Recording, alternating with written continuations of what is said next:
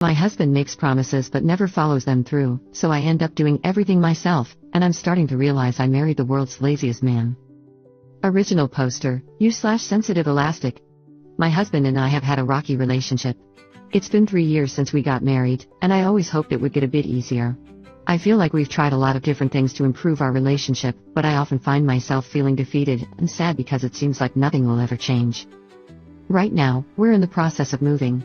I stayed behind to finish things up at our house, and he's gone ahead to start working. We're literally starting from scratch. I sold everything, including our cars. We have to have a car, so I asked him to buy one and have it ready for us once I'm ready to move. He's met me with so many excuses, and I'm just tired. I'm finally flying to meet him next week, and there's still no car. It's been a month. He mentioned to me offhand the other day that he was planning on buying a car once I fly in, but doesn't that defeat the purpose? All I asked was that he have one ready for when I arrived. I really don't want to go car shopping the second I get off the plane. I was excited and hopeful about the move. We talked about how things were going to change, and he seemed so motivated. But now I feel defeated again. I don't even feel angry anymore. What was I expecting? I'm not sure what advice I'm looking for. We get along pretty well when there aren't any big life decisions involved. He's a nice guy, I just don't trust him to take any responsibility in the relationship. I guess, has anyone been in a similar relationship? How did it go? When was it finally enough for you? Is there anything that can change? I'm really interested in starting couples therapy, but I'm afraid of putting effort into something that might not even work. Relevant comments. Comment 1. Hoping things get better almost never works. You said you had taken steps to improve things, does that include counseling? If so, it is important to note that he has to want things to improve for them to get better. Based on the example behavior you provided, he sounds lazy, and I doubt he wants to improve your relationship. Comment 2. It's called weaponized incompetence. Look it up. And either he learns to step up, or you can dump his stinky ass. Comment 3. Regardless of the specific issue, it all really boils down to what you want for yourself and your marriage. Couples counseling is basically like any other form of counseling, it can only work if you actually want it to. If you are already at your wit's end and just don't have it in you to continue putting in effort to maybe not save your marriage, then there obviously isn't any point in pursuing couples counseling. If you still want the marriage to work out, then couples counseling would be a good idea as a last-ditch effort. Personally, I think that if you married someone you had a rocky relationship with all along in the hopes of having things magically change in the future, then you basically set yourself up for failure, and this is what you are experiencing more and more. You're only 26. You have your whole life ahead of you, and there are plenty of people in the world who won't give you the feeling that you are basically carrying the relationship alone. Update 1. Hi all, thanks for commenting. Everyone has been really helpful so far. There was a time that my husband wouldn't help out with chores or bills. I was cooking, cleaning, and working full-time while he got to play games. I do think he's gotten better, but there are a lot of times that I still feel like I do more. I'm trying to be patient. I know people don't change overnight, it's just hard. I think I still have some hurt feelings from this time. Looking at it now, I think I believe that if I asked him to do something more important, maybe he'd take it more seriously and be excited to contribute. I realize that it's a big decision, but I've always been willing to talk about the financials and other details about the purchase.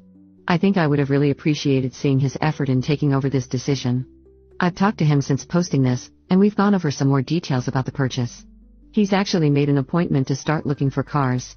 I'm still not 100% sure if it's purely an anxiety thing or if he's just coasting along with me, but I'm planning on organizing my thoughts and talking openly about how this has made me feel once we're together. Thanks again. I've been thinking a lot about this situation, and I appreciate it. Update 2. Hi everyone. I made a post 3 years ago about my husband not taking the initiative when it came to purchasing a new car after a big move. My post didn't get too big, but I've always liked seeing updates, and a lot has changed in 3 years. So, I decided to log back in and make my own. After making the post, my husband had made an appointment to go look at cars. I remember feeling really good about everything in that moment. I felt a huge relief knowing that this big thing was finally getting taken care of. When his appointment came, my husband called to tell me some good news. He had seen one car, decided it was good, and told me that this was the one we would be buying. While he was still at the dealership, I asked him to tell me the details, like how much the interest was and how much the car cost. I asked him if he had compared it to Kelley Blue Book to see if it was a fair deal. My husband was kind enough to ask the salesman everything, but after each question, he would add, "I'm sorry my wife is making this so difficult."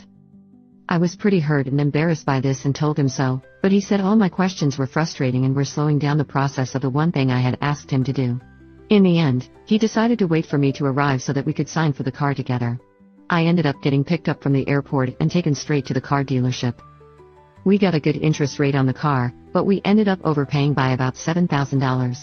I should have said no to the car and just looked myself, but I was young and embarrassed, and I felt like I wasn't being supportive. Thankfully, that car ended up being our only shared piece of property in our divorce. I didn't trust him to refinance the car, so I ended up taking it. We owed so much more money on the car than it was worth that I couldn't get it refinanced for several months.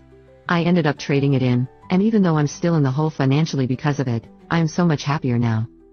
We did try therapy before ultimately divorcing. My ex-husband was quite the prodigy. He was cured, his words, not mine, after a week. He said that he had it all figured out and didn't see the point in continuing.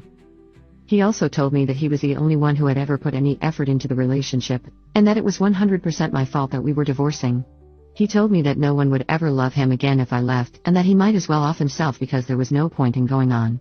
When that didn't work, he said that no one would ever love me again and that I was lucky that he had stayed around as long as he did. He then asked me if I would forge his signature on the divorce documents because I was basically forcing him to do it anyway. I did not. Anyway, I'm happy to report that he was successfully able to move on from the trauma I apparently put him through. He's still around, but I've kept my distance because I can't be bothered, so I'm unsure of what he's up to. I was able to find someone after some time. My boyfriend is so kind. Sometimes I feel like it's too good to be true. Then again, I get Twitter-pated when he does simple things like taking out the trash, cooking, or maintaining a full-time job, so the bar is in hell. He's a great guy, and he does more than the bare minimum, I promise. Looking back, I knew that I wanted a divorce. I just wasn't ready to admit it. My ex-husband didn't love or respect me. I didn't put many details of the relationship in my first post, and I don't really feel the need to put it all out there now, but I know now that if someone truly loves you, they make sure you know. Thanks, everyone. You were right.